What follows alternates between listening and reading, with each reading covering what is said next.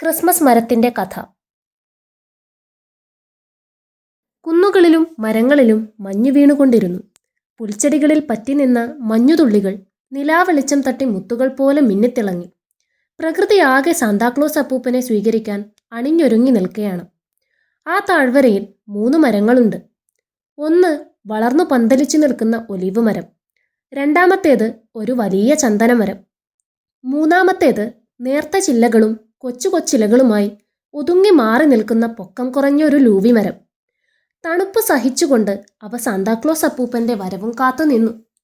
അപ്പൂപ്പൻ വരുമ്പോൾ മധുരപലഹാരങ്ങളും നിറപ്പകിട്ടാർന്ന സമ്മാനങ്ങളും കൊണ്ടുവരും. സാന്താക്ലോസ് അപ്പൂപ്പൻ ആദ്യം എൻ്റെ അടുത്തേ വരും.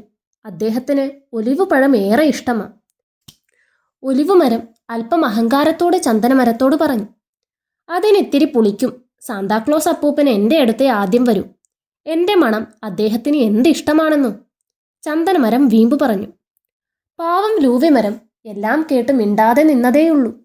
അങ്ങനെയൊന്നും മോഹിക്കാൻ കഴിഞ്ഞിരുന്നില്ല. സാന്താക്ലോസ് അപ്പൂപ്പൻ തൻ്റെ അടുത്ത് വന്നില്ലെങ്കിൽ പോട്ടെ, തനിക്ക് അദ്ദേഹത്തെ ഒന്ന് കണ്ടാൽ മാത്രം മതി, അത് തന്നെ വലിയ ഭാഗ്യം, ലൂവി മരം വിചാരിച്ചു. അപ്പോൾ പുൽച്ചെടികൾക്കിടയിൽ നിന്ന് ഒരു ചെറിയ കുഞ്ഞാറ്റക്കിളി തത്തിപ്പിടഞ്ഞ് മെല്ലെ മെല്ലെ ഒലിവ് മരത്തിനടുത്തേക്ക് ചെന്നു. കിളിയുടെ ഒരു ചിറക് എങ്ങനെയോ ഒടിഞ്ഞു പോയിരുന്നു. അതിനാൽ അതിന് മരത്തിന് മേലേക്ക് പറന്നു കയറാൻ കഴിഞ്ഞിരുന്നില്ല. തണുപ്പ് സഹിക്കാനാകാതെ അത് വല്ലാതെ വിറച്ചുകൊണ്ടിരുന്നു. അത് ഒലിവ് മരത്തിനോട് ദയനീയമായി അപേക്ഷിച്ചു. ഒലിവ് മരമേ ചങ്ങാതി, ഞാൻ തണുത്ത് വിറയ്ക്കുകയാണ്. നിന്റെ താഴത്തെ കൊമ്പിലെ ഇലകൾക്കിടയിൽ ഞാനൊന്ന് ഇരുന്നോട്ടെ. ഒലിവ് മരത്തിന് ചിറകൊടിഞ്ഞ കുഞ്ഞാറ്റക്കിളിയെ ഇഷ്ടമായില്ല. വെറുപ്പോടെ അതിനെ നോക്കി ഒലിവ് മരം പുച്ഛത്തോടെ പറഞ്ഞു, പോ പോ, അശ്രീകരം. സാന്താക്ലോസ് അപ്പൂപ്പൻ വരാൻ സമയമായി. ഞാൻ അദ്ദേഹത്തെ സ്വീകരിക്കാൻ നിൽക്കുക. പാവം കുഞ്ഞാറ്റക്കിളി സങ്കടപ്പെട്ട് ചന്ദനമരത്തിനടുത്തേക്ക് ചെന്നു.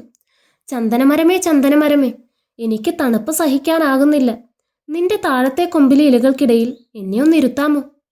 കുഞ്ഞാറ്റക്കിളി സവിനയം അപേക്ഷിച്ചു. ചന്ദനമരം നെറ്റി ചുളിച്ച് കുഞ്ഞാറ്റക്കിളി ഒന്ന് നോക്കി.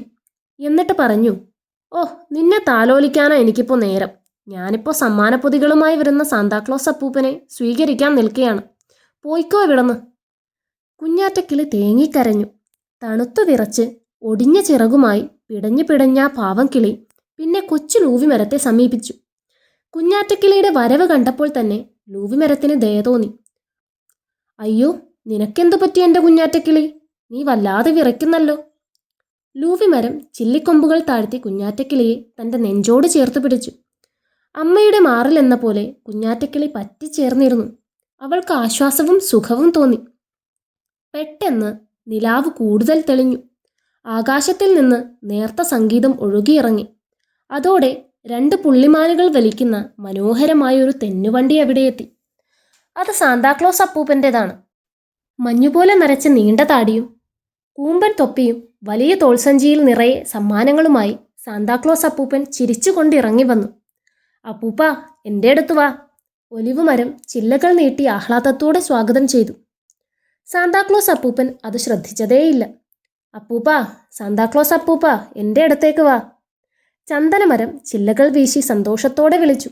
അദ്ദേഹത്തിനത് കേട്ട ഭാവമേ ഇല്ലായിരുന്നു. അപ്പൂപ്പൻ മന്ദം മന്ദം നടന്നു ചെന്നത് ചെറിയ ലൂവി മരത്തിനടുത്തേക്കാണ്. ലൂവി മരം ചില്ലകൾ താഴ്ത്തി വിനയാദരങ്ങളോടെ സാന്താക്ലോസ് അപ്പൂപ്പനെ വണങ്ങി. അപ്പൂപ്പൻ പുഞ്ചിരിച്ചുകൊണ്ട് ലൂവി മരത്തെ തലോടി. എന്നിട്ട് പറഞ്ഞു, ലൂവി മരമേ, നിന്നെ ഞാൻ ഏറെ ഇഷ്ടപ്പെടുന്നു. തണുത്തു വിറച്ചു വന്ന ചിറകൊടിഞ്ഞ കിളിക്കുഞ്ഞിന് നീ അഭയം നൽകിയില്ലേ, അത് നന്നായി. ആനന്ദം കൊണ്ട് ലൂവി മരം കോരിത്തരിച്ചു. സാന്താക്ലോസ് അപ്പൂപ്പൻ ആ കിളിക്കുഞ്ഞിനെ കയ്യിലെടുത്ത് വാത്സല്യത്തോടെ ഓമനിച്ചു.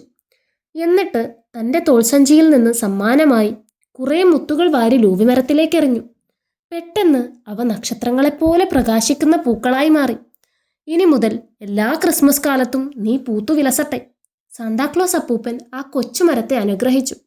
അങ്ങനെയാണ് പൊക്കം കുറഞ്ഞ ചെറിയ ലൂവി മരം ക്രിസ്മസ് മരമായി തീർന്നത്.